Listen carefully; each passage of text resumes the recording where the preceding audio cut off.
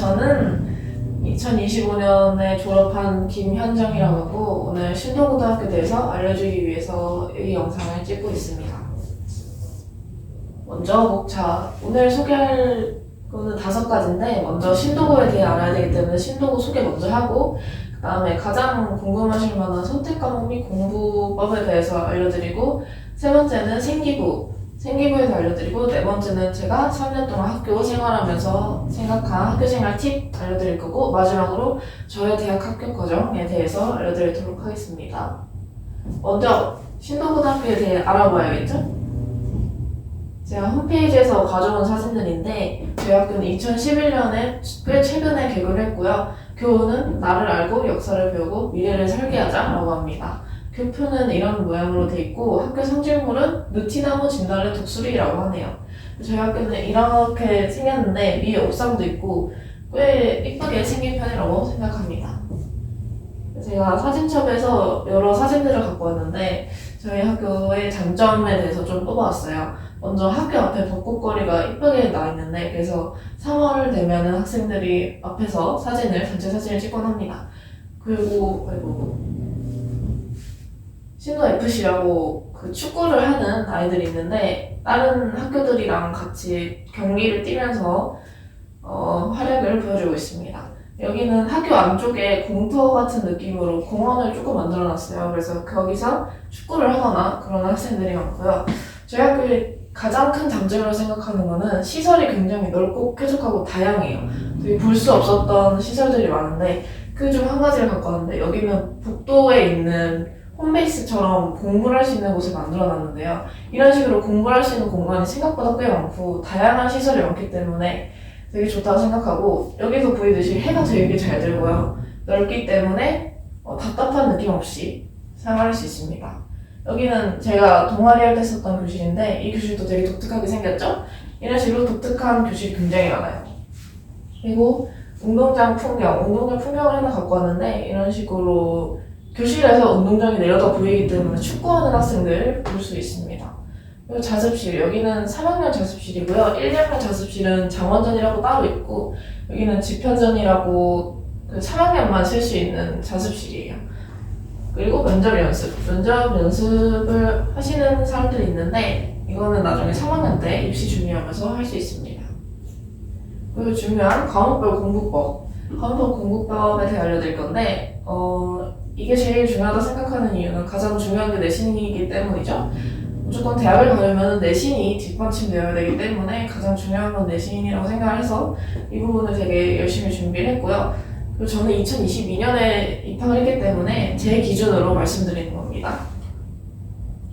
가장 먼저 국어는 수업에 집중하시면 돼요. 수업에 집중하시면 되고 수업에서 쌤들이 이 부분 시험에 나와요 라고 강조하시는 부분이 많아요. 그 강조하신 부분 무조건 체크를 해주시고 그 부분 꼼꼼히 공부하시면 그 부분이 그대로 문제 나옵니다. 난이도는 쌤마다 다르긴 한데 저희 같은 예시를 들면 1학년 때도 쉬웠고요. 2학년 때는 문학이 어렵고 3학년 때 화작을 했는데 화작은 정말 쉬웠습니다. 프린트 검사하시는 쌤들이 많아서 프린트 꼼꼼히 채우고 잘 모아뒀다가 검사를 받으셔야 되고요. 그리고 공부법은 교과서 필기, 프린트물 암기, 관련 외부 지문 공부를 하셔야 되는데 이런 식으로 이건 직접 제가 필기를 한 거고 이거는 다른 사람 거를 갖고 온 건데 이런 식으로 꼼꼼히 필기를 하셔야 되고요. 프린트물도 꼼꼼히 암기를 하셔야 되고요. 여러 번 읽어서 그걸 습득할 수 있을 정도로 반복을 하셔야 되고 이 외부 지문 같은 경우에는 문학에 해당되는 건데 문학 작품의 이제 주제나 문법 이런 것들을 같은 주제나 문법인 것들을 공부를 하셔야 합니다. 좀 더 자세히 설명드리면 선택 과목이 있죠. 1학년 때는 선택 과목이 없이 그냥 국어예요. 국어는 무조건 수업 들으시고 수행평가도 쉽고 문제도 그렇게 어렵지 않았기 때문에 열심히 수업 들으시면 된다고 생각하고 2학년 때는 독서랑 문학 이것도 선택 과목이 아니라 일반 과목입니다. 다른 학교 같은 경우에는 1학기 때 문학하고 2학기 때 독서하는 경우처럼 이렇게 나눠지는데 저희 학교는 그냥 독서 문학 1학기, 2학기 둘 다 하고 2시간씩 했던 걸로 기억합니다. 그리고 공부법은 독서는 지문을 암기 수준으로 반복을 하셔야 돼요. 지문이 아마 수특이나 수완, 기출 문제에서 나올 건데 그 내용들은 다 유튜브에도 강의가 올라와 있고 쌤들도 열심히 수업을 해주시기 때문에 그 그 내용을 자신의 것으로 만들 정도로, 그러니까 이 지문을 딱 봤을 때 이 지문의 전체적인 내용이랑 세부사항 이런 것까지 다 할 수 있을 정도로 거의 암기하시듯이 하면 되고요. 딱 문제를 봤을 때 내용 일치 문제 바로바로 풀 수 있을 정도로 내용이 습득이 되어 있어야 합니다. 그리고 외부 지문은 안 나왔던 편인 것 같아요. 그 문학은 외부 지문 공부 무조건 하셔야 되고요. 아까 말씀드렸듯이 주제나 해당하는 그 문법 이런 거 겹치는 외부 지문 좀 공부를 하셔야 된다고 생각하고, 무슨 지문이 나오는지 예측을 할 수 없기 때문에 되도록이면 많은 외부 지문 공부하시는 게 좋은 것 같고요. 그리고 프린트 무조건 암기하셔야 됩니다. 그 3학년 때는 화작, 언매 두 개 중에 하나 선택을 하시면 되는데, 저는 화작을 했었어요. 저는 화작을 해서 화작 말씀드리면은 화작 시험은 정말 쉽습니다. 그냥 바로바로 풀 수 있을 정도로 쉽고요. 무조건 암기를 하셔야 되고, 사람이 되게 많아서 내신 따기가 그렇게 어렵지는 않습니다. 근데 문제가 너무너무 쉬워요. 너무너무 쉬워서 한 문제 틀리면 3등급으로 내려가는 그런 경험을 하실 수 있고요. 그리고 화작에서 한 가지 더 말씀드릴 게, 화작은 보통은 그냥 그 읽고 푸는 그런 느낌인데, 화작이 꽤 쉽다 보니까 선생님들이 문학 작품도 같이 해요. 그래서 수특에서 문학을 일부분 해서 그 문제도 같이 내기 때문에 이게 단점이라면 단점일 수 있습니다. 문학도 같이 공부하셔야 돼요. 언매는 친구한테 물어봤어요. 언매 친구한테 물어봤는데 시험이 꽤 어려운 편이라고 하고, 사람이 정말 적어서 내신다기 조금 힘들어요. 언어는 반복을 하면은 조금 쉽다고 합니다. 다음은 수학. 많은 학생들이 어려워하는 과목이 저도 굉장히 어려워했는데요. 수학은 공부를 열심히 하는 방법밖에 없는 것 같아요. 저는 실제로 미적분 할 때 너무 내신 따기 어려워서 문제집 한 4-5개를 계속 한 달 동안 돌렸던 기억이 있었고요. 난이도는 시험마다 사람마다 천차만별인데, 중간에 어렵다고 기말 어려운 거 아니고요. 중간에 쉬웠다고 기말 쉬운 거 아니고, 그 반대도 아니에요. 그냥 선생님들 마음이고, 선생님들이 저희의 수준을 보시고 조절하는 경우도 많기 때문에, 이거는 어려운 것부터 쉬운 것까지 다 공부를 하셔야 된다고 생각을 하면 되고, 한 가지 팁을 드리려면, 보통 학생들이 객관식을 먼저 풀고 남는 시간에 서술형을 풀려고 하는데, 그러면 서술형이 쉬운 문제들을 맞출 수 없어가지고 점수가 낮게 나오는 경우가 있어요. 그래서 저는 객관식을 한번 쭉 푼 다음에 모르는 건 별표를 치고 그냥 넘어가세요. 1분 내에 답이 안 나오면 일단 넘어가시고 서술형까지 한 바퀴를 다 돌리시는 거예요. 서술형에 무조건 쉬운 서술형이 한두 개씩은 있기 때문에 그거를 먼저 풀고 한 바퀴를 쭉 돈 다음에 별표 쳐져 있는 거를 푸는 것을 추천을 드리고요. 꽤 까다롭게 채점하시기 때문에 서술형 꼼꼼히 쓰시면 좋겠습니다. 그리고 미적분 같은 경우에는 그래프가 정말 중요해요. 그래서 그래프를 그리는 연습을 좀 많이 하셔야 되고, 그 그래프를 컴퓨터로 그려주는 프로그램이 있는데 그걸로 수업을 하시는 분들도 계셔요. 만약에 그런 분들이 계신다, 그럼 그래프를 정말 중요시 하시는 쌤이라고 생각하시면 됩니다. 그리고 이거는 실제로 제가 미적분 때 사용했던 프린트인데요. 이런 식으로 프린트를 주시는 쌤들이 많아요. 그래서 프린트에 집중을 하시면 되고, 교과서 수업은 거의 안 하시는데 교과서의 대단원 평가 이런 거는 하기 때문에 그쪽을 집중해 주시면 되고, 이런 식으로 쌤들이 따로 실어놓으신 문제, 이런 문제들 기출 문제가 많은데 그런 문제는 반복을 하셔서 습득을 하셔야 됩니다. 그리고 좀 더 자세히 설명하면 1학년 때는 수학 상하, 얘도 그냥 공통이에요. 똑같이 시험 난이도 천차만별이고요. 수행평가 그렇게 어렵지 않았기 때문에 열심히 하시면 되고요. 2학년 때 수 1, 2. 1학기 때는 1이고 2학기 때는 2예요. 연계되는 내용이 많아요. 중간 과목이다 보니까 되게 연계되는 내용이 많으니까 성실히 공부를 하셔야 3학년 때 잘 할 수 있습니다. 그 3학년 때는 선택인데 미적 확통은 일반으로 이제 등급이 나오고요. 기하는 ABC 진로 과목입니다. 저는 미적 확통을 했었는데 미적이 정말 어려워요. 사람이 적은 것도 적은 건데 보통 이과 수학 잘하는 친구들에다가 이제 좀 공부를 한다 싶은 학생들이 소수로 선택을 하기 때문에 내신 따기 정말 어렵습니다. 정말 공부 잘하는 애들만 모아놨다 생각을 하시면 되고, 사람이 적어서 그래서 정말 힘들었고, 아까 봤던 프린트, 그런 프린트 무조건 외우셔야 되고, 쌤들이 수특수안에서 출제를 하셔요. 이제 3학년 되면 이제 선택 과목이 들어가기 때문에, 이 수능 선택 과목이기 때문에 이제 수특수안 기출에서 문제를 내시고, 아까 프린트에도 문제를 실어주시는데 어느 정도를 연습하셔야 되냐면, 이렇게 딱 문제를 봤다 그러면은 이 문제의 풀이 과정이 딱 생각날 정도로 암기를 하셔야 되고요. 물론 숫자를 바꿔 내시는데 보통 비슷한 풀이 방법으로 풀면 풀리기 때문에 무조건 딱 보면 딱 생각나게 열심히 반복을 하셔야 되고요. 확통은 쉬웠어요. 문제가 어렵지 않았고 교과서와 프린트를 열심히 공부하시면은 어느 정도 점수가 나올 거고요. 그래도 등급은 나눠야 되기 때문에 어려운 문제가 한두 개씩 나와요. 보통 서술형에서 나왔던 것 같고 그건 열심히 준비를 하셔야 될 것 같습니다. 기하는 진로 과목이라서 그렇게 큰 부담은 없다고 들었고요. 열심히 하면 A를 받을 수 있다고 하네요. 다음에 영어. 저희 학교는 영어가 좀 어려운 편이라고 생각을 해요. 영어는 무조건 반복하시는 게 좋고요. 저희 학교 영어 어려운 이유가 이 모두 고르시오가 정말 많아요. 반 이상 나온 경우도 있고 심지어 모두 고르시오에 보통 2-3개가 정답이잖아요. 4개까지 나온 적도 있습니다. 이런 식으로 모두 고르시오가 많아서 난이도가 꽤 있는 편이고요. 심지어 모두 고르시오에 몇 개 고르시오도 없고 그냥 모두 고르시오가 많습니다.